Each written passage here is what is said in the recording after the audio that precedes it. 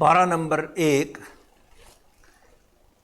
سورہ البقرہ، رکوع نمبر 4، تلاوت اور ترجمہ کنز العرفان اور تفسیر رقیہ۔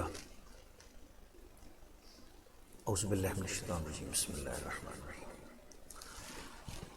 وَإِذْ قَالَ رَبُّكَ لِلْمَلَائِكَةِ إِنِّي جَاعِلٌ فِي الْأَرْضِ خَلِيفَةً قَالُوا أَتَجْعَلُ فِيهَا مَن يُفْسِدُ فِيهَا وَيَسْفِكُ الدِّمَاءَ وَنَحْنُ نُسَبِّحُ بِحَمْدِكَ وَنُقَدِّسُ لَكَ قَالَ إِنِّي أَعْلَمُ مَا لَا تَعْلَمُونَ۔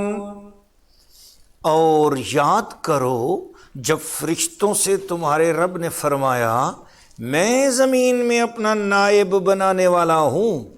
فرشتے بولے کہ اے پیارے اللہ کریم، کیا تو ایسے کو خلیفہ بنائے گا جو زمین میں فساد کرے گا اور خون بہائے گا، جبکہ ہم تجھے سراہتے ہوئے تیری تسبیح کرتے ہیں اور تیری پاکی بولتے ہیں؟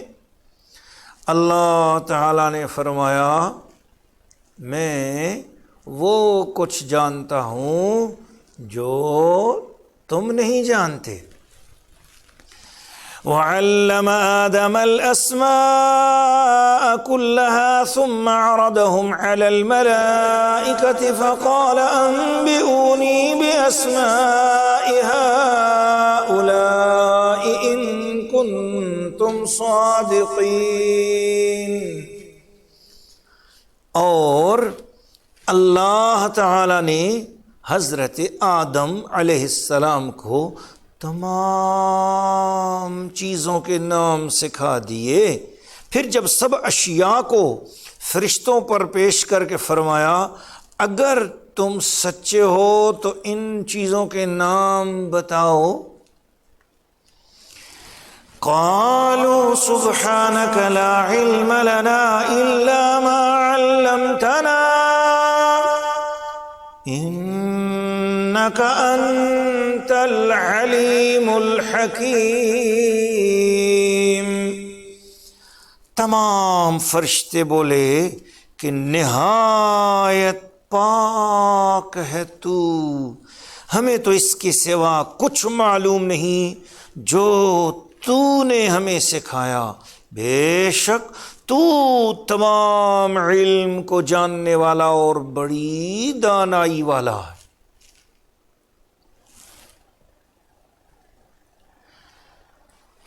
قال يا آدم أنبئهم بأسمائهم فلما أنبأهم بأسمائهم قال ألم أقل لكم إني أعلم غيب السماوات والأرض وأعلم ما تبدون وما كنتم تكتمون۔ اللہ تعالیٰ نے فرمایا اے آدم علیہ السلام ان فرشتوں کو تمام اشیاء کے نام بتا دیجئے۔ جب حضرت آدم علیہ السلام نے تمام اشیاء کے نام بتا دیے تو اللہ کریم نے فرشتوں سے فرمایا کیا میں نے تم سے یہ نہ کہا تھا کہ میں جانتا ہوں زمین و آسمان کی ہر پوشیدہ چیز کو، اور میں اللہ کریم وہ بھی جانتا ہوں جو تم ظاہر کرتے ہو اور جو تم چھپاتے ہو۔ وَإِذْ قُلْنَا لِلْمَلَائِكَةِ اسْجُدُوا لِآدَمَ فَسَجَدُوا إِلَّا إِبْلِيسَ أَبَى وَاسْتَكْبَرَ وَكَانَ مِنَ الْكَافِرِينَ۔ اور پھر یاد کرو اس وقت کو جب ہم نے فرشتوں کو حکم دیا کہ آدم علیہ السلام کہ علم و عرفان اور ان کی شان کے لحاظ سے تعظیماً ان کو سجدہ کرو، تو فوراً تمام فرشتوں نے سجدہ کیا مگر ابلیس یعنی شدید مایوسی کا شکار، رب کی رحمت سے نا امید پہ کر شیطان نے سجدہ یعنی تعظیم آدم اور احترام نبی نہ کیا، اس نے جان بوجھ کر سخت انکار کر دیا اور اس نے مقدس دربار الہی میں غرور اور تکبر کا اظہار کر دیا، حالانکہ رب کے دربار میں عاجزی بجا لانی چاہیے، اور وہ کافروں میں سے پہلا کفر کرنے والا ہو گیا۔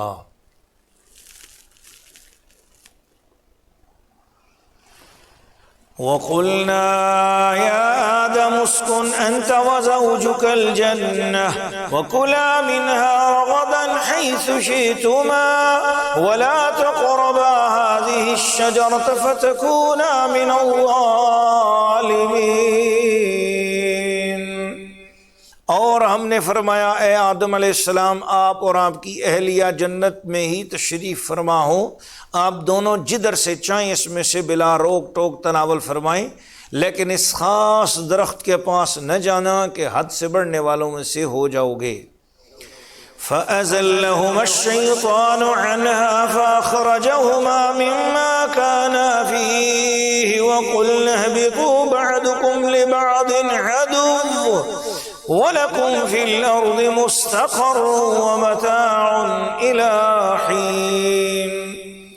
پس شیطان نے ان دونوں کو لغزش دی اور انہیں وہاں سے الگ کر دیا جہاں وہ رہتے تھے، اور ہم نے فرما دیا کہ اب نیچے تشریف لاؤ، تم سب آپس میں ایک دوسرے کے دشمن ہو، تمہارے لیے زمین میں عارضی ٹھکانہ ہے اور کچھ برتنے کے ساز و سامان سے بھی نوازے جا رہے ہو، ایک مختصر سی مدت کے لیے۔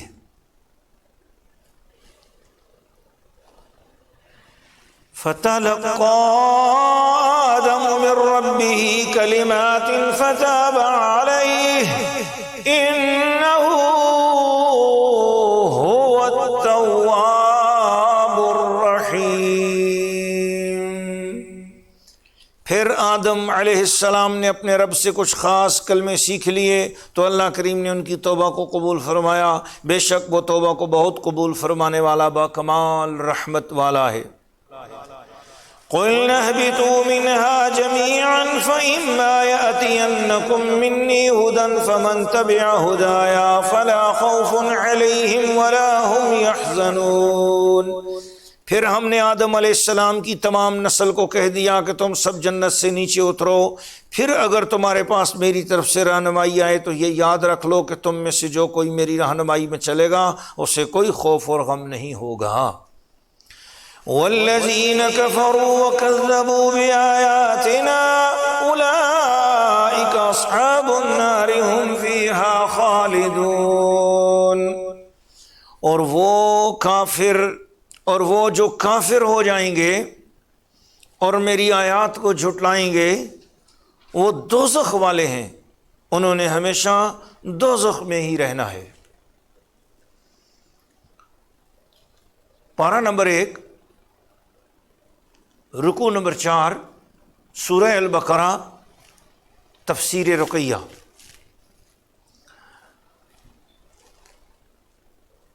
ناظرین و ناظرات، سامعین و سامعات، سب سے پہلے اللہ پاک کا اس بات پر شکر ہے اس کریم ذات کا کہ اس نے ہمیں قرآن مجید کے حضور حاضر ہونے کا یہ موقع عطا فرمایا۔ آپ اور میں قرآن مجید کے زیر سایہ ادب کے ساتھ اللہ تعالیٰ کی توحید کے زیر سایہ نبی پاک خاتم النبیین محمد مصطفیٰ صلی اللہ علیہ وسلم کے وسیلے سے، صحابہ اکرام اہل بیت اطہار کی توجہات سے، اولیاء اللہ کے زیر سایہ، ان کی دعاؤں کے زیر سایہ، سادات کنگر شریف کی توجہات، میری ماں جی سرکار رحمۃ اللہ علیہ اور میرے والد گرامی دفتر والے بابا جی رحمۃ اللہ علیہ کی نظر کرم کے ساتھ قرآن مجید کی خدمت میں حاضر ہیں۔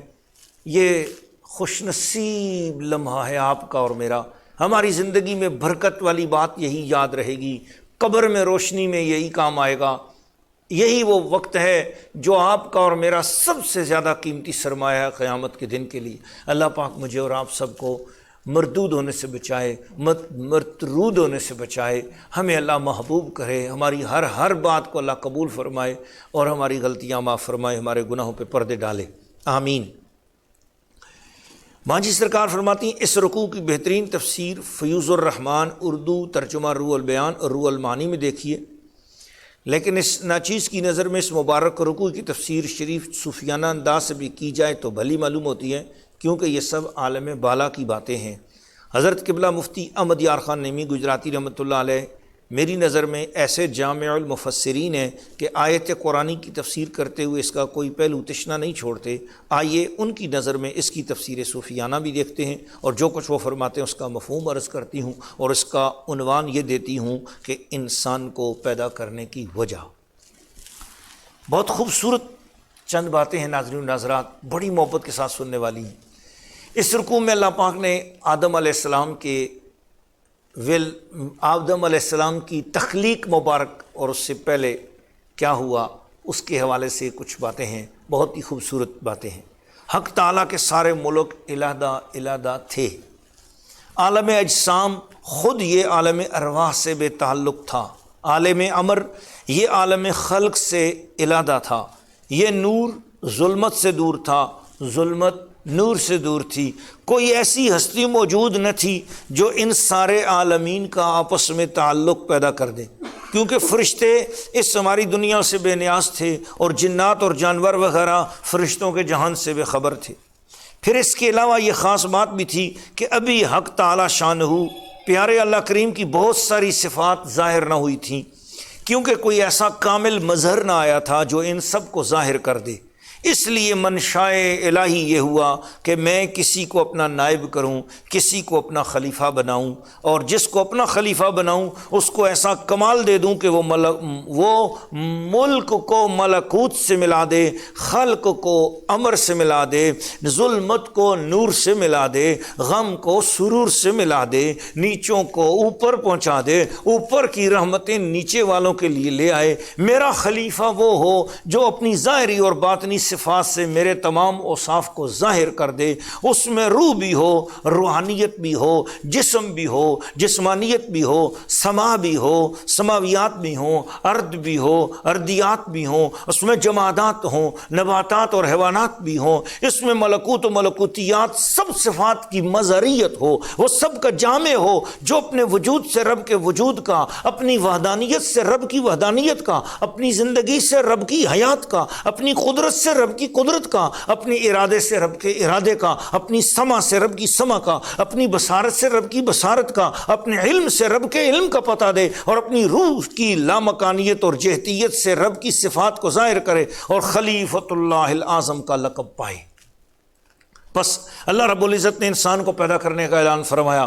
یہ اعلان اس نورانی مخلوق فرشتوں کے درمیان فرمایا، فرشتے اس کی تہ تک نہ پہنچ سکے۔ انہوں نے اس انسان کے ظاہر سے، فرشتوں نے انسان کے ظاہر سے غیر متوجہ ہو کر ایک خیال میں پڑ گئے کہ فرشتوں کو کیا خبر تھی کہ اس مٹی کے چراغ میں روحانیت کا روغن بھی ہوگا۔ یہ چراغ قلب کے فانوس میں رکھا جائے گا، اور فانوس اس کے جسمانی طاق میں محفوظ ہوگا، پھر جس میں اسرار الہی کی بتی بھی ہوگی اور نور الہی کے تار سے چمک رہا ہوگا، پھر اس کو عقل کا نور دے کر نور علی نور کر دیا جائے گا، مزید منور کر دیا جائے گا۔ پھر اس چراغ انسانی سے اللہ تعالیٰ کی ساری صفات کی کرنیں لشکاریں ماریں گی، چمک پڑیں گی، ضیاوار ہو جائیں گی، پھر ذوفشاں ہوں گی۔ عدل کی کرن، احسان کی کرن، رحمت، عزت اور بزرگی کی کرن، غلبہ، غضب اور انتقام کی کرن عالم میں ظاہر ہوگی۔ یہ سب باتیں فرشتوں کو پتہ نہیں تھیں، لہٰذا انہوں نے سوال کر دیا کہ اللہ کریم تو آدم کو کیوں پیدا کرے گا؟ اب جواب میں اللہ رب العزت نے درجہ والا تفصیلات تو بیان نہیں فرمائی، بلکہ فرمایا دیکھتے چلو، میں وہ کچھ جانتا ہوں جس کی تمہیں خبر نہیں۔ رب نے انسان کو بنا کر ان مذکورہ کرنوں کا جب دیدار کروایا، فرشتے کمالات دیکھتے کہ دیکھتے رہ گئے، حیران ہو گئے کہ یہ وہی مٹی ہے مگر عجیب جلوے نظر آ رہے ہیں، رنگ میں بے رنگ نظر آ رہا ہے۔ فرمایا فرشتوں اس کی تعظیم کرو، اس کا ادب کرو، اس کا بڑا مقام ہے، تمہارے علم سے اس کا علم زیادہ ہے، اس کا احترام کرو۔ جن کا علم ان کے لیے حجاب نہ تھا وہ بے نقاب جلووں کے حضور اپنے رب کے حکم کی بجاوری کرتے ہوئے سجدہ ریز ہو گئے، اور وہاں فرشتوں کا معلم عزازیل نام کا ایک جن تھا جو اپنی سمجھ کے مطابق اسے جاننے کی کوشش کرنے لگا۔ وہ سوچنے گا یہ جلوہ بار پہ کر حقیقت میں تو مٹی ہے، اور میں مٹی کی تعظیم کیوں کروں جو پاؤں کے نیچے روندی جانتی ہے؟ عشق میں ایسے مقام اکثر آتے ہیں جہاں ایک لمحے کے لیے سوچنا صدیوں پیچھے کر دیتا ہے۔ عزازیل سوچ میں غرق رہا کہ ادب کرنے کا وقت ہاتھ سے چلا گیا، اس کو صفائی کا موقع دیا گیا، فائدہ اٹھانے کے بجائے بحث مباحثے پہ پڑ گیا، غرور کر گیا، اس کا نام بدل کر عزازیل سے ابلیس ہو گیا، لعین ہو گیا، شیطان ہو گیا، مردود ہو گیا۔ وہیں سے انسان کو یہ سبق مل گیا کہ جو ادب والوں کے رستے پر چلے گا وہ بچ جائے گا، جو ادب کرنے میں دیر لگا دے گا بے ادب قرار پائے گا۔ بے ادبی کا انجام ابلیس کی ہم نشینی ہے، اور ادب کی انتہا اس مقدس نورانی بادب مخلوق کی رفاقت ہے۔ اب فیصلہ ہمارے ہاتھ میں ہے کہ ہم نے کدھر جانا ہے۔ ماں سرکار فارسی زبان کا ایک شعر یہاں پر درج فرماتی ہیں از خدا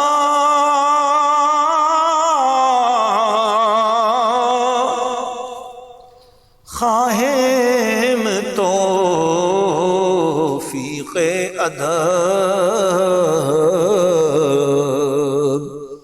بے ادب محروم ماند از فضل رب۔ اے اللہ ہم تجھی سے ادب کی توفیق مانگتے ہیں، کیونکہ بے ادب خدا کے فضل سے محروم ہو جاتا ہے۔ اللہ پاک نے شیطان سے کہا کہ سجدہ کرو، شیطان آگے سے بحث کرنے لگا کہ میں سجدہ کیوں کروں، یہ مٹی سے بنا ہے اور میں انار سے بنا ہوں۔ تو جو انسان فضیلت والے کا ادب کرتے ہوئے اپنے آپ کو اور اس کے خاندان کو دیکھنے لگ جاتا ہے، وہ فیض سے محروم ہو جاتا ہے۔ حبشی ہو، ترکی ہو، اجمی ہو، عربی ہو، خاندان نہ دیکھو جہاں بھی ادب و احترام کی شمع روشن ہے، چاہے وہ کالا ہے، چاہے وہ اعلیٰ ہے، نور والا ہے، گورا ہے، چٹا ہے، سفید ہے، یا کیسے بھی رنگ کا ہے، گندمی ہے، کسی بھی رنگ کا ہے، لیکن اگر وہ نبی پاک کا ادب کرنے والا، فیض دینے والا ہے تو اس کے پاس بیٹھ جاؤ اور اس سے فیض حاصل کرو۔ لیکن جو شخص علم کا پیکر ہو لیکن تکبر کا تومار بنا ہوا ہو، اس سے دور بھاگو، یقیناً وہ شیطان کا ہم نشین ہوگا۔ دعا کرو کہ اللہ تعالیٰ ہمیں اپنے علموں پر تکبر کرنے سے بچائے، نسبتوں کے ساتھ جڑنے کی توفیق عطا فرمائے۔ فرشتوں نے فوراً حضرت آدم علیہ السلام کی تعظیمی سجدے میں فوراً اپنے آپ کو گرا لیا۔ تو فرشتوں جیسی عادت اپنے اندر پیدا کرو تاکہ تمہیں جہاں بھی کسی ولی اللہ، کسی بزرگ ہستی کا کوئی کمال پتہ چلے فوراً مانتے چلے جاؤ۔ یہ نہ سوال کرو ایسے کیسے ہو گیا، ایسے کیسے ہو گیا، حضور معراج پر کیسے چلے گئے، یہ باتیں ایسے کیسے چھوڑ دو۔ اللہ نے قرآن کے اس رکوع کے اندر کیا کمال بات کر دی، پہلے ارشاد فرما دی ان اللہ علی کل شیء قدیر، اللہ تعالیٰ قدرتوں والا، یہ پہلے ہی اللہ تعالیٰ ارشاد فرما چکا ہے۔ تو اس وجہ سے جب اللہ تعالیٰ کی قدرت ہے اور اس نے اپنی قدرت اگر پھول کی پتی کے ذریعے لطافت کو ظاہر کرنے پر قدرت والا ہے، وہ دریاؤں کی روانی کے ذریعے اپنی وسعت کو ظاہر کرنے والا ہے، وہ اللہ کانٹے کی کسک سے، سانپ کے زہر سے، بچھو کے ڈنگ سے اگر اپنی قہاری اور جباری کا جلوہ ظاہر کرنے والا ہے، پھر وہی اللہ ہے جو اولیاء اللہ کے ذریعے اپنی قدرتوں اور انبیاء کے ذریعے اپنے معجزات اور اپنی شانوں کو ظاہر کرنے والا ہے۔ انبیاء کے معجزات کے ذریعے جو چیز ظاہر ہوتی ہے وہ بھی اللہ کی قدرت ہے، اولیاء اللہ کی کرامات کے ذریعے جو چیز ظاہر ہوتی ہے وہ بھی اللہ ہی کی قدرت ہے۔ اس وجہ سے کرامات اولیاء بھی حق ہیں، معجزات انبیاء بھی حق ہیں، اور ہمارے لیے ان ہستیوں کا ادب کرنا ضروری ہے اور تعظیم بجا لانا ضروری ہے۔ اللہ تعالیٰ سے دعا ہے کہ اللہ تعالیٰ ہم سب کے حال پہ لطف و کرم فرمائے۔ ماں جی سرکار کی عادت ہے تفسیر شریف کے اختتام پر فرماتی ہوتی ہیں فی امان اللہ، میں بھی وہی عرض کرتا ہوں ربنا آتنا فی الدنیا حسنۃ وفی الآخرۃ حسنۃ وقنا عذاب النار، فی امان اللہ۔